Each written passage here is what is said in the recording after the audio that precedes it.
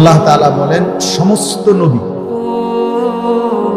আদম থেকে মুহাম্মদ সাল্লাল্লাহু আলাইহি ওয়াসাল্লাম সমস্ত নবীর কাছে আল্লাহ তাআলা আদেশ করেছেন এক কথা, যে প্রত্যেকেই যেন আল্লাহর ইবাদত করে ইখলাসের সাথে, শতভাগ আল্লাহর সন্তুষ্টির উদ্দেশ্যে, শতভাগ আল্লাহর জন্য।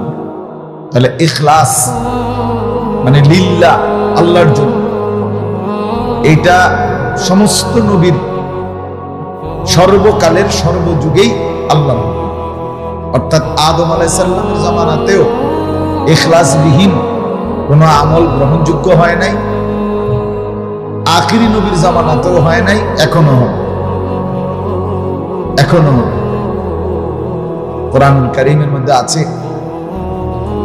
হাবিল কাবিল ওই দুই ভাই, তো হাবিলও কুরবানি করছে, কাবিলও আল্লাহর রাস্তায় কিছু দিছে, কিন্তু হাবিলের দিলে আল্লাহর সন্তুষ্টি ছিল, তো আল্লাহ তাআলা হাবিলের কুরবানি কবুল করছে। তো ওইখানে আছে যে কাবিল তার ভাই হাবিলকে আক্রোশে বলছিল লা আকতুলান্নাক, আমি তোকে হত্যা করে ফেলব, মেরেই ফেলব। তখন হাবিল তার ভাই কাবিলকে একটা কথা বলছে যে ভাই আমি জীবন দিয়ে দিচ্ছি, ঠিক আছে তুমি আমাকে মেরে ফেলবা আমি বুঝছি, কিন্তু আমি জান দেব, ঠিক আছে, তবে কিয়ামত পর্যন্তের জন্য।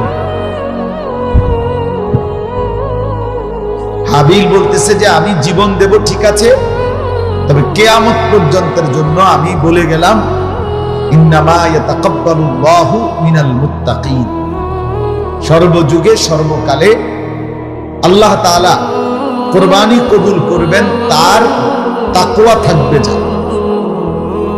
তাহলে আল্লাহ ভীতি, আল্লাহর জন্য, আল্লাহর সন্তুষ্টি, আল্লাহকে ভয় করে যে আমল করবে কেবল তারটাই গ্রহণযোগ্য।